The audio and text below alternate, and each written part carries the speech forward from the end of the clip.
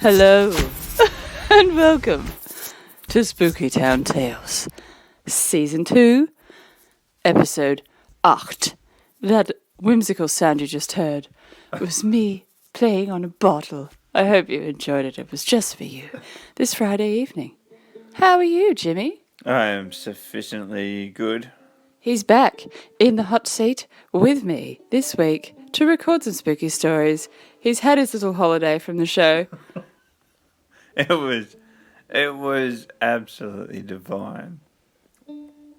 Being away from the show? No, having a break because, all the hard work that I do. I know. I put too much pressure on you to just sit and drink a beer and giggle. It's just too much. It's too much. It's too much. So he's back, refreshed, ready to go.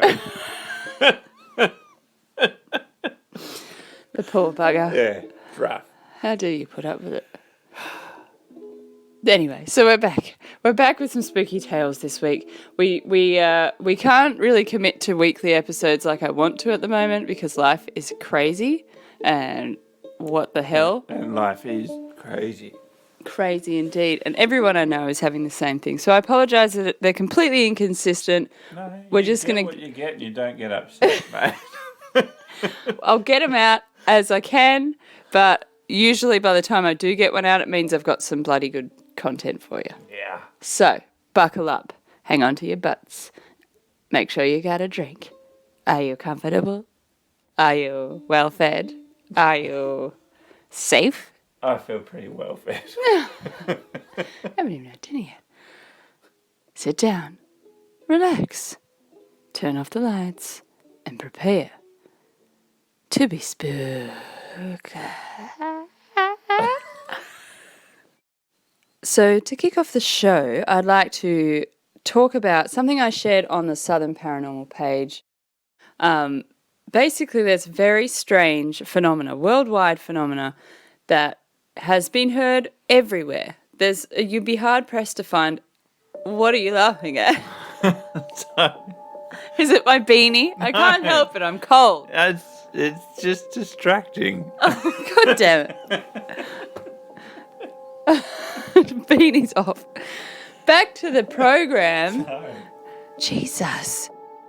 Anyway, there's a worldwide phenomena in which people are hearing a persistent and invasive low frequency humming or rumbling sound. But other people, that one's one lot of people. Another sound that people are hearing it's like trumpets. Like what you'd imagine if God was playing tuba or a trombone or a trumpet in the sky. And it comes from the sky. It's coming from the clouds. People are hearing it and it seems to come from the sky. It's really, really unnerving. You can search this up, dudes, online. If you have a look, just put in trumpets in the sky or trumpets from the clouds. Yeah. There is multiple videos that you can see. And it's absolutely international. It's worldwide. So these two phenomena I don't lump together because one is more of a hum sound and one is it's more of like a trumpet or like this. It's very distinctive. Yeah. The hum in itself, which I'll just talk about now, is more of like a woo, woo, woo, like a rumbling, resonating sound that people are hearing, and it does seem to be. There does seem to be clusters of it. Yeah. In different, various cases, it does seem to be like there's in the UK there was they've even come up with the names of the areas, the Bristol hum, the Taos hum, or the Windsor hum. So there are groups of people that are experiencing it. So it's not just isolated individuals. Yeah. Yeah. There are people in specific regions that are having or experiencing this hum, but people are pretty much, they don't know whether it is just coincidental or if it's just psychological that one person's heard it and the other person's not thinking they heard it. Yeah. But groups of people are hearing it at the same time. But this entire phenomenon has been written off as being like a medical thing. So one of the main things that people have, or experts have said, is it could be mechanical devices that they're hearing. Yeah.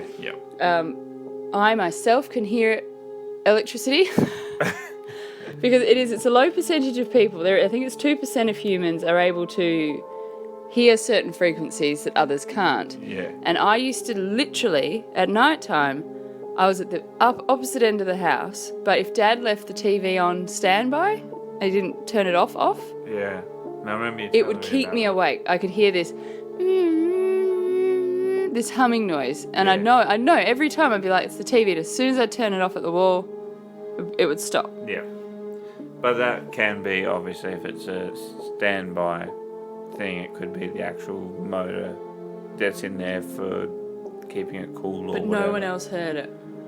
Yeah, I know. And I even woke people up. Mum, I said, can you hear that? How loud it is? And she's like, no, I don't. But like you said too, though, frequencies and different people, like the whole, what was it? The Yanny and Laurel thing. If you've got enough damage to your eardrum, you only hear one. Yeah. Or the other. But it just goes to show, like, what spectrum, like, what varying spectrum is there of human, our audible senses? How much of that is unexplored? That's a very good point. It's very weird, like, because on average you don't really go and get your ears sorted out unless you're having trouble hearing something. It's true. You don't usually go if you're hearing well. Yeah, exactly. Or if you're hearing something abnormal, generally, it gets brushed off pretty... Well, most people put it down to things like... Yeah. What is it? What's the word? Tinnitus? Which is a disturbance to your auditory system. And that's pretty much what they've put this hum down to. Experts have said it's just large clusters of people suffering from tinnitus. Now, the reason why they can say that because it's a group is that generally it's a result of, like, inflamed sinuses and things like that can stimulate it, can cause it to happen. So if it's a regional area where, say, it's spring like and there's things... flu and everyone people, got it. Yeah, it could be... I can see why they could come to that conclusion, but there are other cases where... it doesn't make much sense. But there's also a thing called spontaneous autoacoustic emissions that occur in human ears. So your ears create their own noises. We've all heard that noise sometimes when you get pressure back, when you've had your ears blocked. So your ears can generate weird sounds that are unique to you. Yeah. And some people it's really noticeable, and other people it's not. Like ringing, I think every human has experienced ringing ears at different stages, and it is so annoying.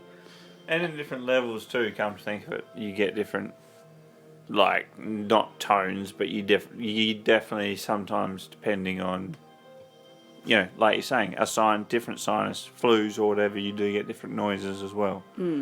But a whole bunch of people. I find it suspicious. Yeah. But I mean, there's all kinds of explanations. There was other cases where sounds were heard in West Seattle, and that hum was also obviously called West Seattle hum, very original. But they worked out that was actually related. Nailed it. They actually discovered that it was a fish that was generating this low frequency vibrating sound under the water.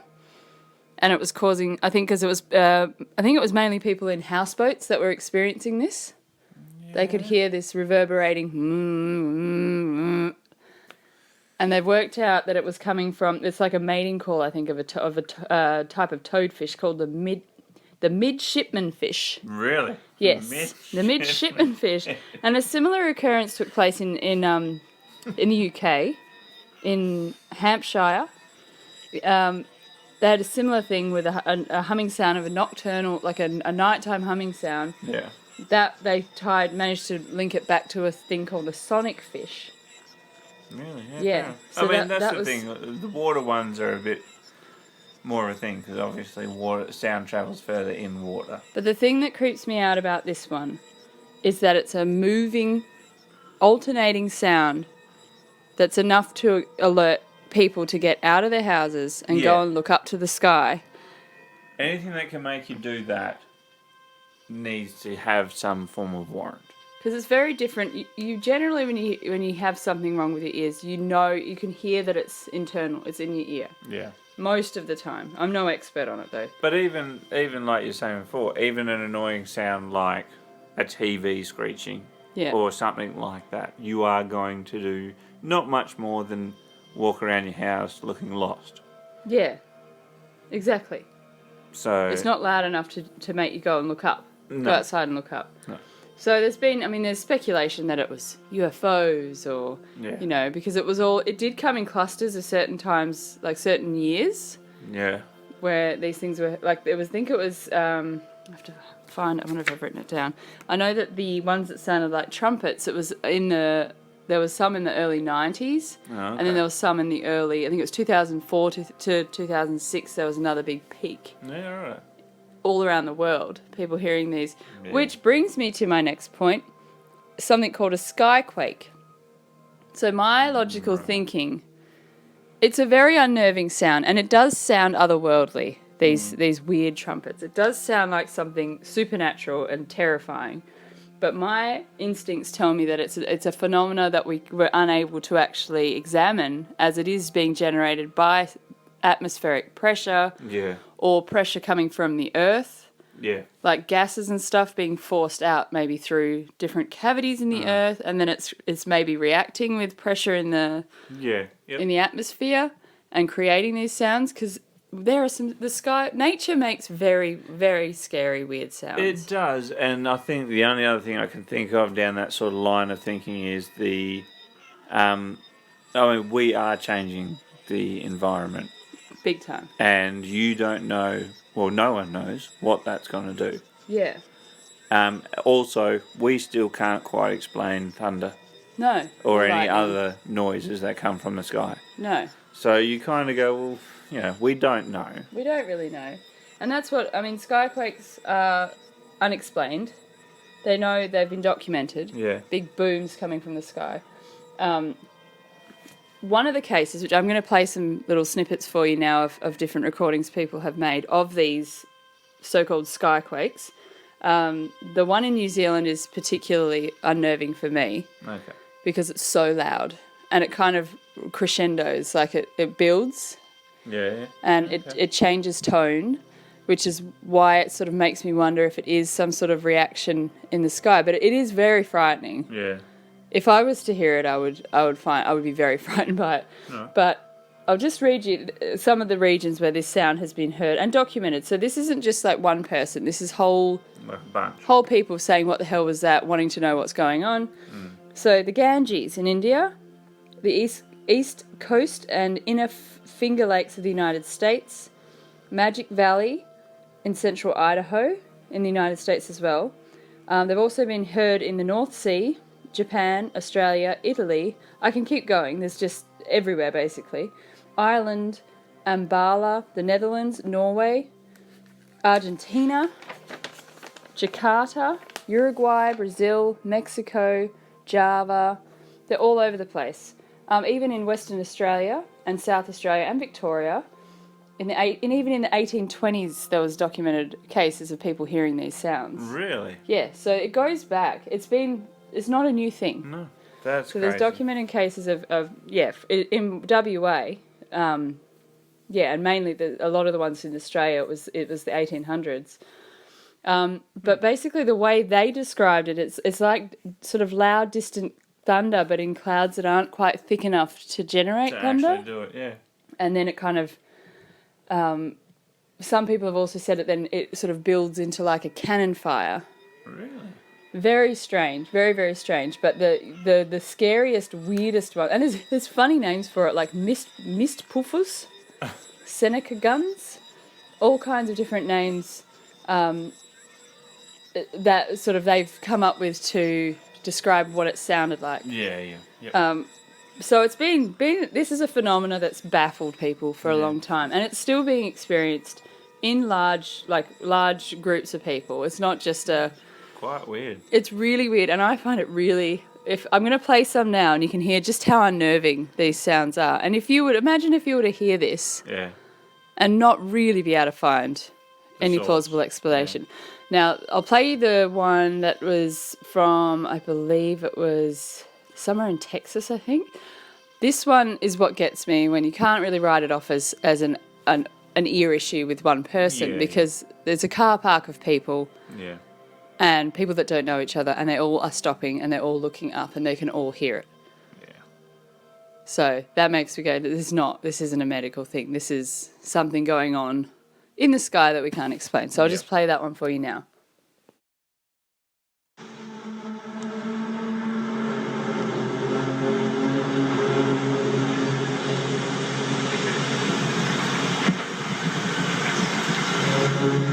Dude.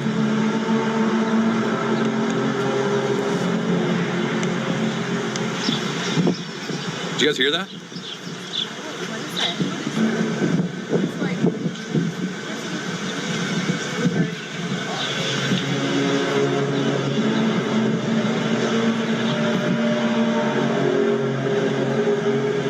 That's weird. I've never heard anything like that before.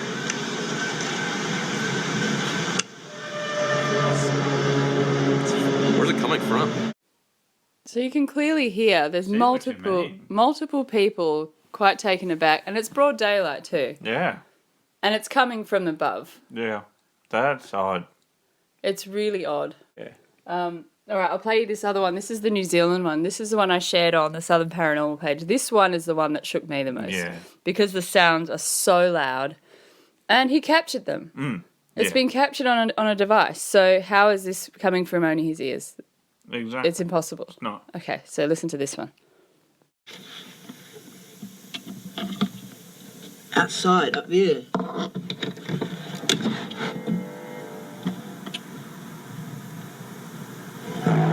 There, do you hear that? What is that going on up there? So weird.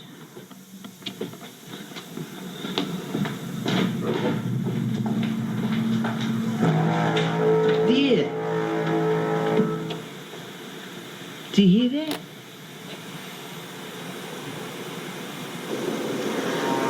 Whoa.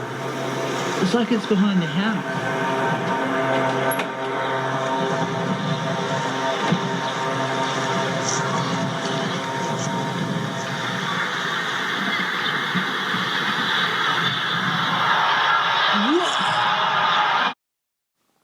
Yeah. That one's still pretty. It's scary. I don't like it. It even sounds like, towards the end of it, it sounds almost like a choir of voices. It sounds like they're all going, yeah, it does come like in. a crowd. It's really scary. It's weird. But you know what happened in that region the weeks following? They had massive earthquakes. Oh, really? Yep. Coincidence. Which brings me to my theory that it's tied in with shifting in tectonic plates and pressure, gases coming up. Now, there is already, I mean, it's not just my opinion. This is a popular opinion. Yeah. But my brain, that's where it goes. Absolutely. That it's air pressure. It's got something to do with that. So CMEs, or coronal mass ejection, generate shockwaves similar to what happens when an aircraft flies at the speed higher than the speed of sound in the Earth's atmosphere. So otherwise, you may have heard of this, a sonic boom. Yeah. Solar winds, equivalent of a sonic boom, can accelerate protons up to millions of miles per minute, as much as 40% of the speed of light. So that could be what's happening. Absolutely. Something like that. But again, something impossible to measure unless you're ready for it to happen. Absolutely. Yeah, Same as with tornadoes. We don't really know when they're going to happen, so scientists are completely baffled about these phenomena because they're not something you can have eyes in the sky everywhere and sensors set up, or the resources to have stuff at the ready to capture it or to measure what's happening in the atmosphere when it happens, let alone any idea of what it is that's actually causing it. So what do we put in place? What are we measuring? What are we testing for? So it could be something as simple as that. Meteorites. If it's daylight, maybe we don't have as much visual. Well, that's true. We can't really see it as well as we can at night time. I'm sure meteors hit the Earth during the day, well, when we're on the side of the Earth facing the sun, and we wouldn't even know it was happening. But I guess it depends on how big the meteorite is. True. Gas, which is one of my theories, escaping vents in the Earth's surface, or biogas from lakes, from decaying vegetation trapped Now, a lot of these are occurring near large bodies of water. The other thing which, like, along your exact theory, but if you get tectonic plates shifting, that's going to make a form of sound wave. Yeah. But because it is such a large mass, you don't know how that is going to act as a sound wave, in theory, as well. Yeah. So I think that's all, and that could easily reflect off the clouds. Yeah. You know, this is all just stuff we just don't know.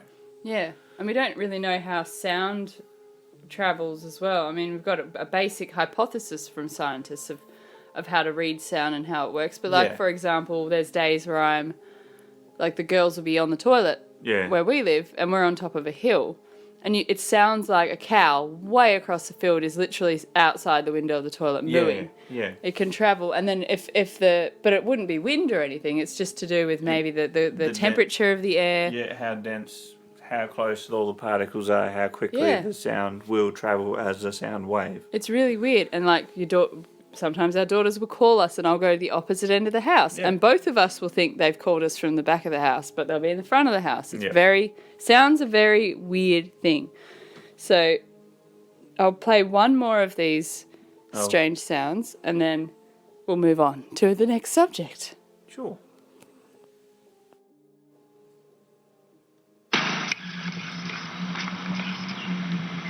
What the hell is that?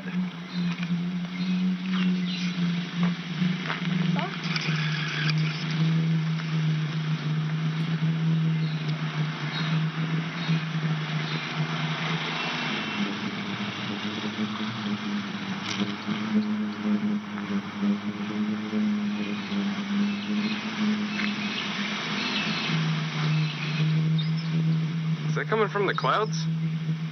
I don't know, it's somewhere up there.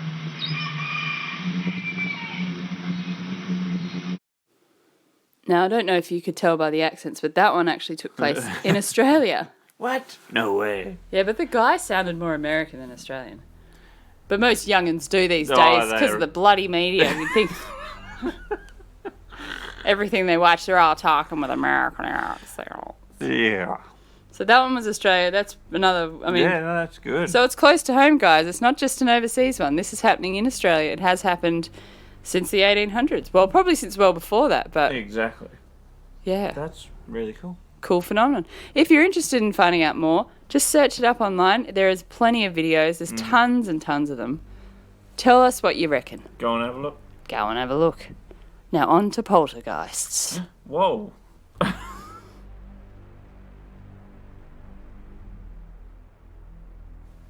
Poltergeists. Have you heard of poltergeists? You may think of it as a cheesy 80s horror movie, which, mind you, I bloody loved. It's a classic. You should watch it. Better go get it. You should watch it. Poltergeist is actually the German word for noisy ghost. Did you know that? No, I did not. Just think about What's it. the noise? Poltergeist. It's the most German word ever. What's the word for a quiet ghost? A geist. Geist. A geist. Holy shit, geist. I'd ask Isabel. Isabel, if you're listening, what's the opposite? Ghost? What's the opposite of a poltergeist? Non-existent. I'm gonna look it up now. I'm supposed to be learning German. Schweinhund. As per usual, Jimmy provides more questions than answers. Yes, thank you, Jimmy, for complicating everything. Got it. I'm going to read you a definition of a poltergeist. For those that aren't aware of it, you may have heard the word, you might not know what it is, but if you're listening to this show, you've got a pretty good gist of spooky shit. So, a poltergeist, or a noisy ghost, shall we say, is a spirit that is responsible for physical disturbances, such as loud noises, objects being moved or destroyed. They are capable of pinching, biting, hitting, and tripping people. Most accounts of poltergeists describe the movement or levitation of objects such as furniture and cutlery, or noises such as knocking on doors. So basically they're noisy bastards. So they're ghosts that just go to the next level. Now, a lot of skeptics and scientists have pretty much written poltergeist activity off as just being completely made up for attention. Yeah. Or cons. course. Like totally hoaxes made up, which, I tend to swing that way a lot. It's a thing. But there are cases, such as one I will read today, which is an Australian case as well. Really? A very famous poltergeist case, which will leave you scratching your head because it is very, very strange. Oh. But anyway, traditionally, poltergeists are described as troublesome spirits that are more likely to haunt a person as opposed to a house or a location. So they tend to be tied to a person. So usually an individual will be targeted. There'll be someone at the center of the activity. Yeah. If you look at like the Conjuring films, if you've seen the Conjuring films, that if you're unaware and you've seen the movies, I'm referring to them because a lot of people don't know the story before that. Yeah. There was a family where the mother was the target Yeah. of this ghost, of the poltergeist activity, so it tends to just attack the one Yeah. person. That's why they sort of, it's very peculiar. Same as with the other famous poltergeist case, which was in the UK. It's mainly focused, most poltergeist cases are focused around teenage girls. Oh. And there's a theory that it's linked to that age where you're coming of age. So you've got all these weird, crazy hormones. You do feel crazy when you hit puberty. You've got all these hormones and weird feelings, and you get overwhelming anger and overwhelming emotion. Yeah. Yep. So they believe that all this emotion manifests, or it manifests. Some people even say that they think it's the teenager themselves that's making things happen, like a form of telekinesis, really? like Carrie. Yeah. So that's another theory behind poltergeist activity, that maybe Pretty crazy. all this wild hormonal shift can generate abilities somehow. That's pretty crazy. Yeah. Interesting thought. Interesting theory. Anyway, this is all just theory, mind you. Proper scientists and skeptics just reckon it's all a load of shit, which, fair enough. I'm willing to accept all possible Absolutely. theories. That's how we roll on this show. Keep the door open. But I'm going to share with you now a story of a dairy poltergeist. A dairy A poltergeist. dairy poltergeist. Imagine, of all the places, poor cows. I reckon. Something strange was going on in the milking shed of Laurie Wilkinson's dairy farm in the summer of 1949. Yep. Crap. I know Laurie. Poor Laurie. He's just trying to do his job. Yeah. Now, metal plates from Laurie's milking machine began to inexplicably fly off and out the shed. Out the shed. Out the shed. Not So just they like knew fall where and the drop. door was. They went out the bloody shed. When tied down, the milking machine would twist and contort. Even an iron bar at one stage was hurled and embedded into concrete. So something was in there throwing stuff around. Embedded into concrete. Yep. Multiple eyewitnesses saw the milking tins floating in midair and spinning. So this is just a teaser. God. I'm going to get into details now, so hang on to your butts, as I like to say. Grab them. Grab those cheeks. So the Sydney Morning Herald reported on this incident that took place in January of 1949. 20th of January, to be specific, is when it first started. The place was Tarcutta, near Wagga Wagga, in the south of New South Wales. And, yeah, really, really bizarre. So I think it was mainly taking place in the milking shed itself. A quote from Mr. Alexander Porters, who was obviously one of the employees of the milking shed, the dairy, said, "You might think we're loco here, but I've got about 16 witnesses." So this was something that that was witnessed by a lot of people. So it wasn't just hearsay in this instance. Another quote: "I've run an engineering business for 30 years and I've never seen or heard anything like this. The maker of the machine sent a man here from Albury to have a look at it." So they originally thought there was something wrong with it. When he arrived yesterday, the machine had stopped throwing plates. He went away thinking all the dairy farmers were a bit cuckoo. Poor buggers. That's so typical. Yeah. But the strange phenomena kicked off again shortly after, and Laurie Wilkinson and the other witnesses would soon be taken seriously. So it was about to get a bit more impressive. Getting real. There was a couple of intrigued locals had obviously come to have a little look have a little look-see. Laurie's 15-year-old son, Robin, began to move one of the plates with an iron bar, so no one would go near it. Yeah. So he had a big iron bar, when suddenly the iron bar was wrenched from his hands and flung out and became embedded in the concrete floor. Yeah, you can't explain that one. That's pretty intense. And then as this is happening, a plate was flung 20 yards away. 20 yards. 200 yards. 200 yards. I read that wrong. Holy smokes. Yeah, so there's some pretty serious power behind it. Was it a malfunction of the machine? Not for 200 yards. That's pretty far, isn't it? Yeah, that's a good chance. But that's a ghost with a good arm. That's a good arm. Baseball ghost. Yeah. They should scout him. He's got his place. Maybe though, but what if you can only chuck plates? Be good at a Greek wedding. Get out. Now, one of the witnesses, this is a quote from one of the witnesses, says, "I saw it, but God, I had not... what? I wish I'd not seen it.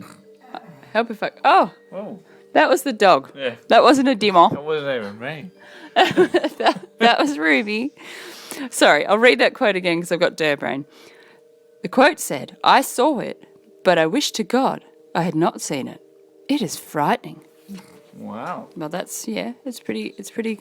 And another mechanical man said that there's no reason, as far as he could see, that it should happen. Yep. It doesn't seem possible, and it greatly disturbed him. Understandably. Yeah. So the floating tins is another thing. The holidaymaker wasn't the only one disturbed by the mystery. Laurie Wilkinson was at the loss as the plates kept flying. He tried cutting the fibre faces off the plates and replacing them with stronger leather, but the plates were thrown even further. He tried holding down all the moving parts of the machine by securing them to the walls and the rafters of the shed with wire chains and rope. So 200 yards equates to 182 metres. That's far. That's not just just over there. So his attempts to tie everything down didn't work. That's insane. So it just kept happening. Metal parts continued flying off, twisting the heavy iron chains as if they were soft copper wire. That's so weird. So it was like a possessed milking machine. Now, just because I am very fond of you all, those of you listening, I'm going to share with you a little treat now to do with the milking machine. My cousin Royston, I hope you're listening, Royston, had a song that basically was his interpretation of our Uncle Strell's milking shed. So the milking machine in the milking shed at the Serpentine Farm. And here it is. Tick-a-boom, ka-boom, wom, wom. Kaboom, tick-a-boom, wom, wom, wom. Kaboom, tick-a-boom, kaboom, wom, wom. That's the Serpentine Dairy song just for you. The Tranby Park milking machine song. Oh, God. You're welcome. Oh, my goodness. Too many treats. Okay. It's going to be stuck in my head for a So while. now that you've heard the most catchy song ever, Tick-a-boom, kaboom, wom, wom. Kaboom. So even a cast iron axle weighing 65 pounds was lifted 2 feet off the ground. Holy smokes. And then thrown back onto the ground, and Wilkinson describes this sound as a terrific bang. Terrific. As opposed to those garbage bags. I don't use the word terrific enough. No. So this is pretty peculiar, this whole thing. Multiple witnesses were astonished. Here's another quote from a witness. "We were astonished. We were so astonished, we thought we'd see what would happen to an empty 50 cigarette tin. We put it on top of the moisture trap with a vacuum pump. A minute or two later, it also rose over the 6-foot partition." Vacuum pump. Here we go. Jimmy's puzzlers are puzzling. It's got something to do with It's got something to do with pressure, It's interesting. centrifugal motion, perpetual bliss.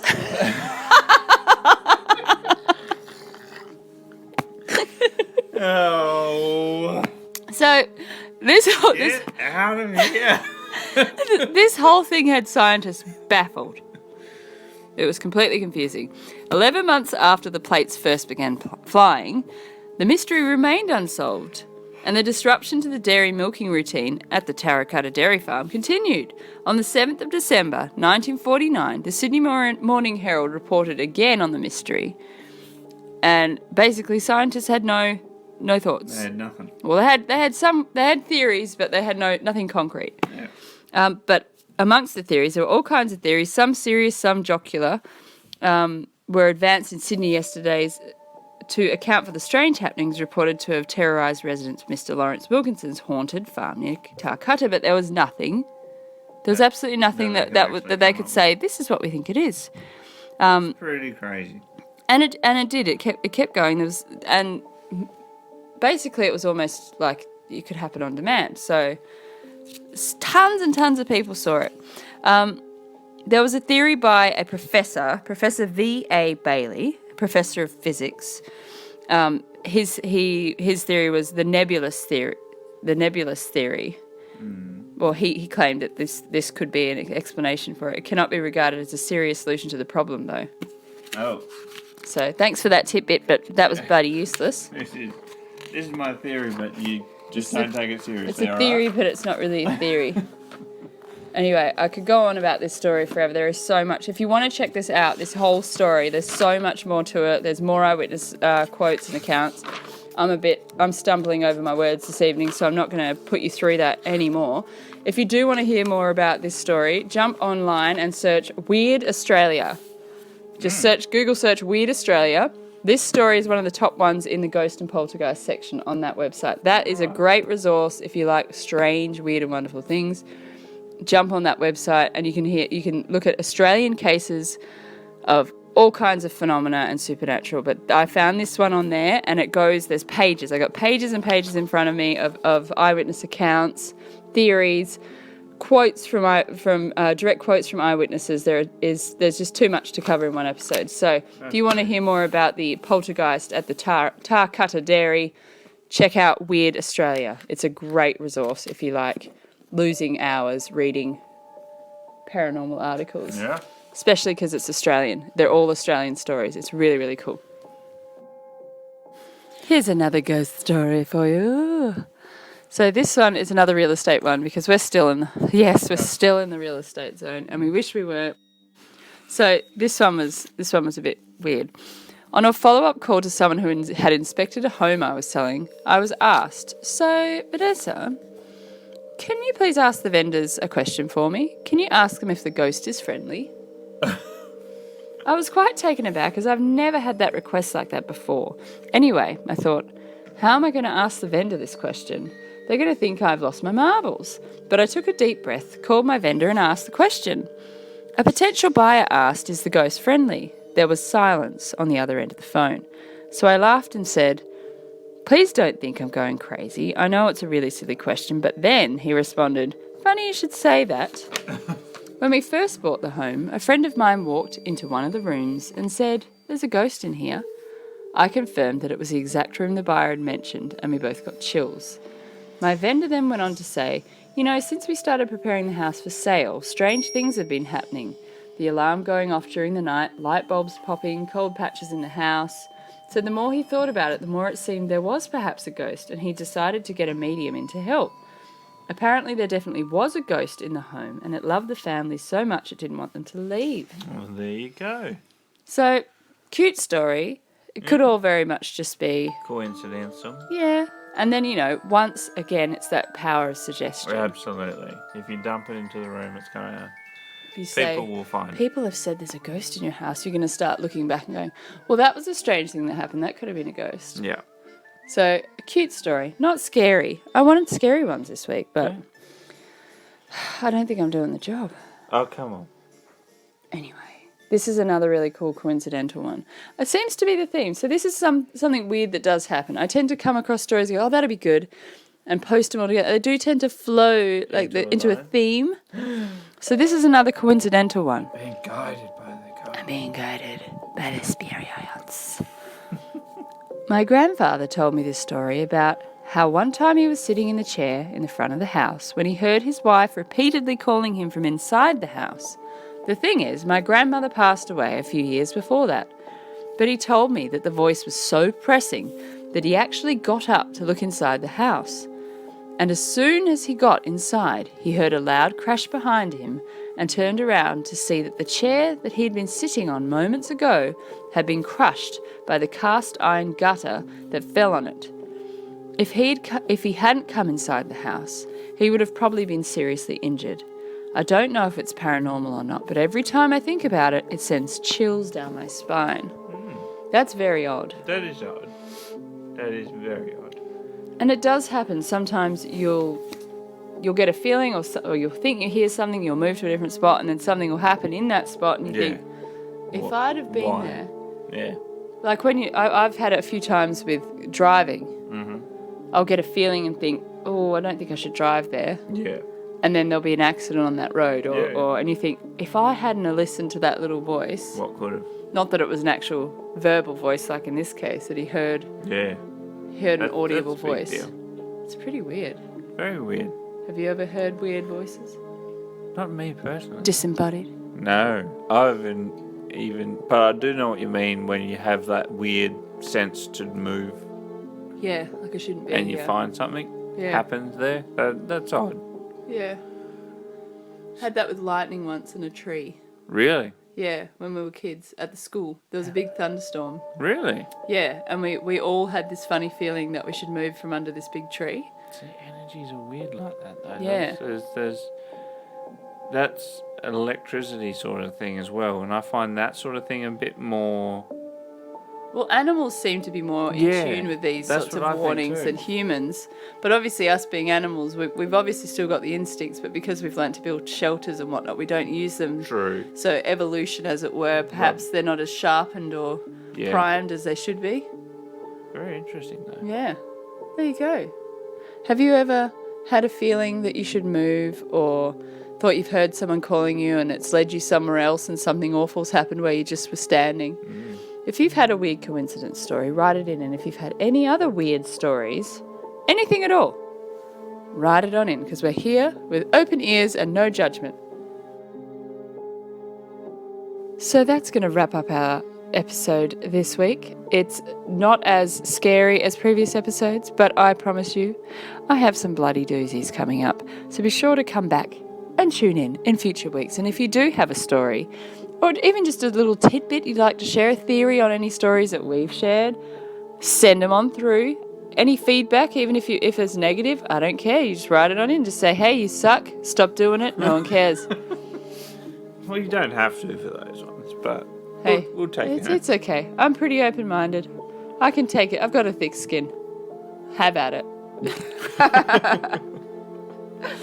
Wishing you all a wonderful, wonderful long weekend. It's a long weekend here in WA. Yeah, be safe out there. Be safe on the roads. There's tons of caravans heading down this way, so we're going to hide out.